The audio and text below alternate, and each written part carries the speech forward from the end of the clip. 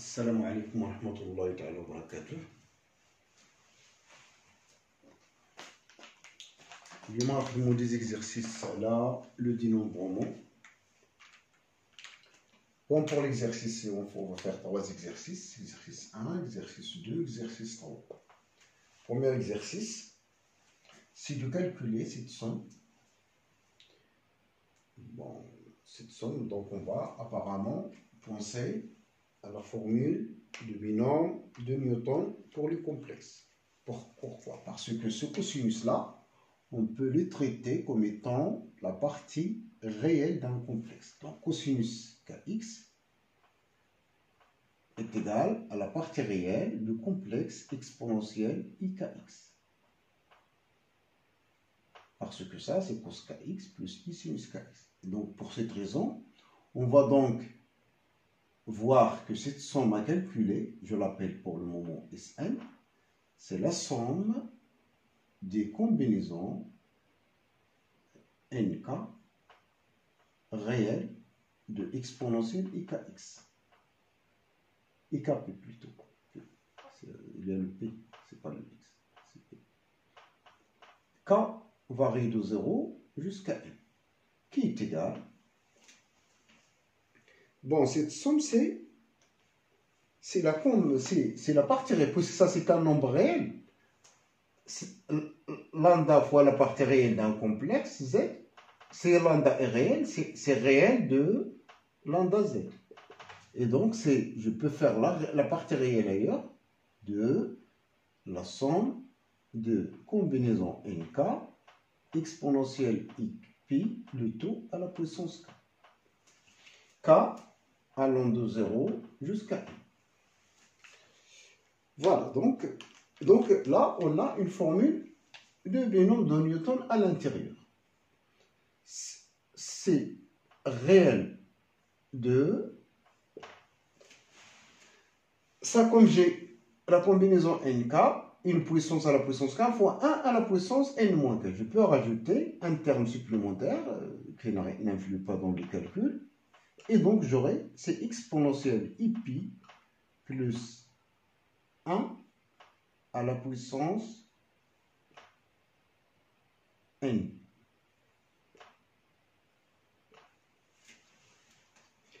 Et donc, c'est la partie réelle de 0 pour n supérieur ou égal à 1. Exponentielle ip, c'est moins 1. Et donc, la partie réelle de ça, c'est 0. Mais faites attention, si vous remplacez k par 0, ça vous donne 1. Donc, S indice 1, c'est 0. Et donc, dans la formule de binôme de Newton, on a pris la convention, même 0 à la puissance 0, c'est 1. Par convention, dans la formule de binôme de Newton. Voilà pour l'exercice 1. Donc, cette formule-là, ça dépend. Donc, cette somme, ça vaut 1 pour n égale à 0. Et 0 pour n supérieur ou égal à 1. Donc voilà pour le premier exercice.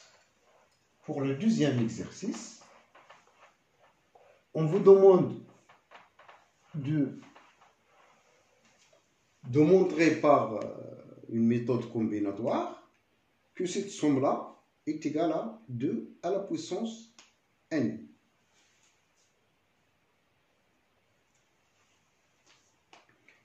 Voilà, donc on va faire une méthode combinatoire pour déterminer ça. Donc c'est pour cela on peut noter pk égale à l'ensemble des parties inclus dans E, tel que cardinal de A est égal juste à k. C'est-à-dire on a regroupé les parties de E d'un ensemble, soit E du cardinal n, bien sûr, soit E, un ensemble quelconque de cardinal n. J'ai un ensemble fini du cardinal n. Je pose pk égale l'ensemble des A inclus dans E, tel que cardinal de A égale à k. Il est clair que k appartient à l'intervalle d'entier naturel 0, n. C'est-à-dire, il varie de 0, 1 jusqu'à n. Il est clair aussi que P de E c'est la réunion disjoint des PK. Il n'y a pas d'intersection entre PK, par exemple, et PK', parce que lorsqu'un différent de K', une partie quelconque de P de E, un élément de P de E ne peut pas être en même temps du cardinal K et du cardinal K'. Donc, il n'appartient jamais à l'intersection de deux parties, PK et P', et PK' avec K différent de K'.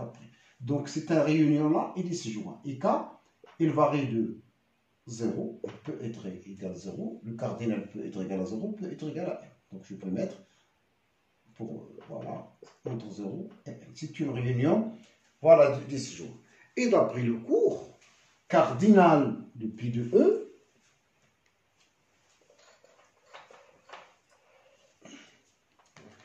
cardinal de pi de E, c'est la somme des cardinaux des pk, k allant de 0 jusqu'à n, qui est égale à la somme des combinaisons nk. K allant de 0 jusqu'à n. Et donc, c'est pareil pour donc le cardinal du P de E, c'est bien ça. Pour déterminer le cardinal de P de E, je peux utiliser les applications. Si je considère bon, donc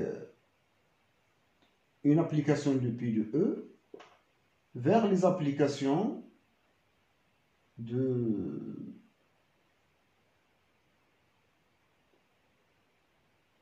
E vers qui a une partie A, on lui a associé l'indicatrice. C'est-à-dire cette application-là, c'est l'application qui a X associé 0, si X n'appartient pas à A, donc 1A.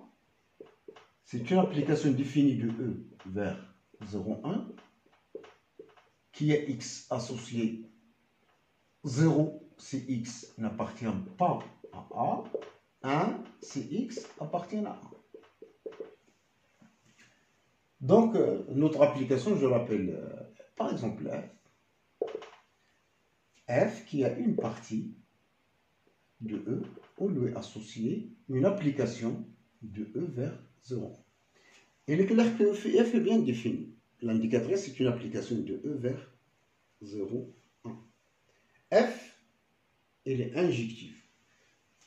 Si deux parties sont égaux, ils ont automatiquement le même indicatrice. Et une indicatrice, ça détermine la partie. C'est quoi? Parce que si j'ai par exemple une application de E vers 0, 1, F, une application quelconque, j'ai par exemple, je peux monter A égale à G moins 1 de 1. Ça convient, c'est l'antécédent de G. Et donc F, c'est une bijection. Donc cardinal, F est une bijection, donc cardinal de P de E.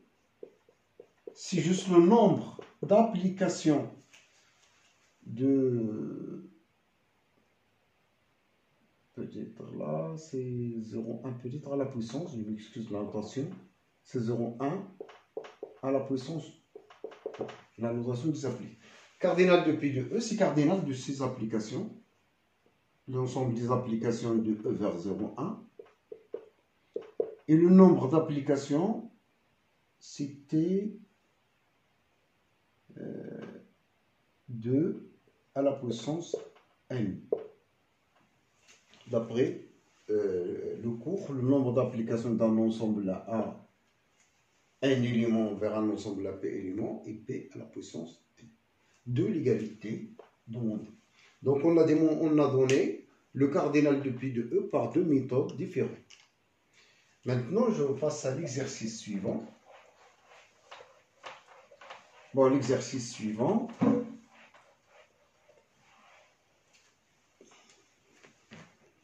On vous demande, on dispose d'un sac qui contient une boule rouge. J'ai un mon sac. Il contient N R et P blanche. N rouge et P blanche.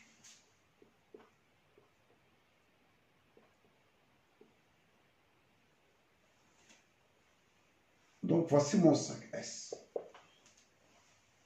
Avec bien sûr n ici supérieur à 1 et p supérieur à 1. On effectue l'expérience suivante. On tire successivement sans remise. On tire d'une manière successive. C'est-à-dire une boule suivie d'une autre boule, mais sans remise. On ne remet pas la boule. Mais on arrête le tirage dès qu'on obtient une boule blanche. Donc, on vous demande de dénombrer le nombre de possibilités. Donc, on va considérer un ensemble, par exemple, FK.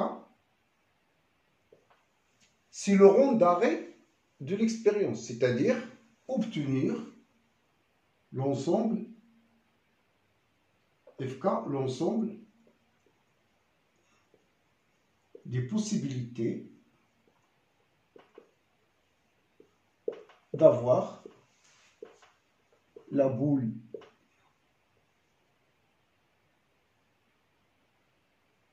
blanche au quatrième tirage.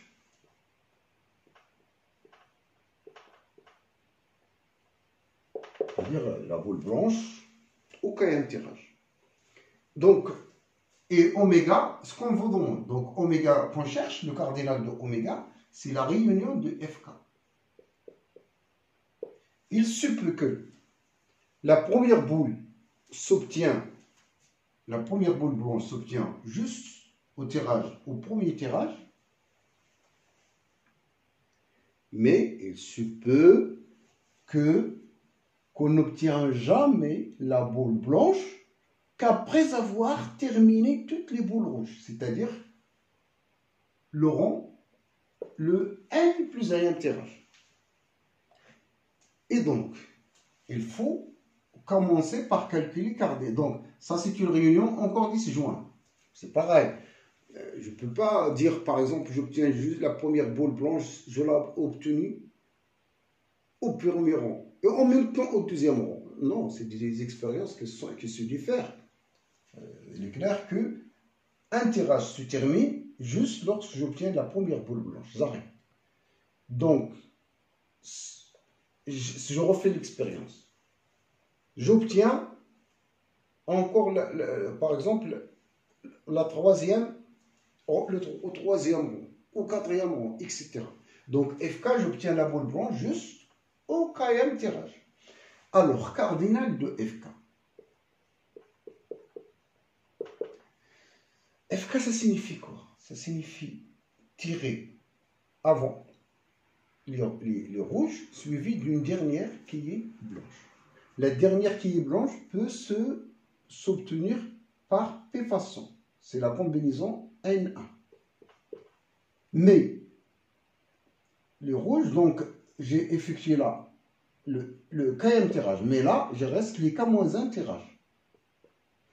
Et les K-1 tirages successifs avec remise. C'est-à-dire la première boule rouge, je peux l'obtenir de N possibilités, la deuxième par N possibilités, la troisième, etc. C'est donc N à la puissance K-1. Et là, il n'y a pas de coefficient de l'ordre. Pas de coefficient de l'ordre. Et donc là, le cardinal de oméga,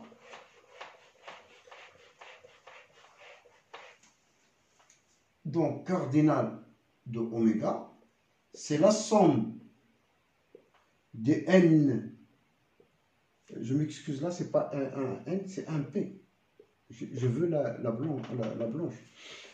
C'est la somme de n à la puissance k-1, la combinaison n1, k allant de 1 jusqu'à n plus 1, qui est égal à n fois la somme de n à la puissance k-1, k allant de 1 jusqu'à n plus 1, et en fait, donc c'est la somme de n à la puissance k. Encore une fois là, c'est p, je m'excuse, encore c'est p. Et donc, c'est p, voilà. Donc, vous faites la suite géométrique, vous la laissez comme ça. L'idée, c'est de penser à des formules de dénombrement. Donc si P, ça c'est une suite géométrique d'horizon N.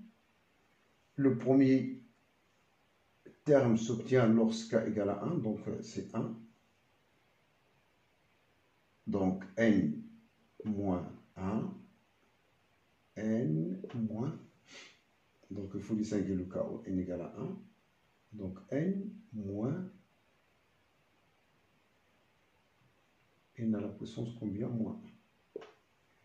Le nombre de termes, c'est N plus 1 moins 1, donc c'est N.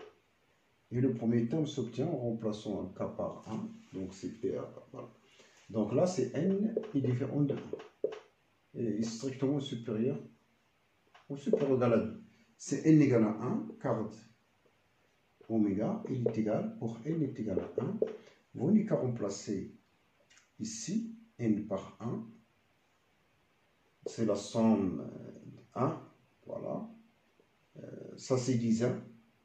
N plus 1, donc c'est P fois N plus 1. Et donc, c'est 2P. Voilà. Voilà. J'arrête à ce niveau. Je vous remercie. À la prochaine vidéo, Inch'Allah.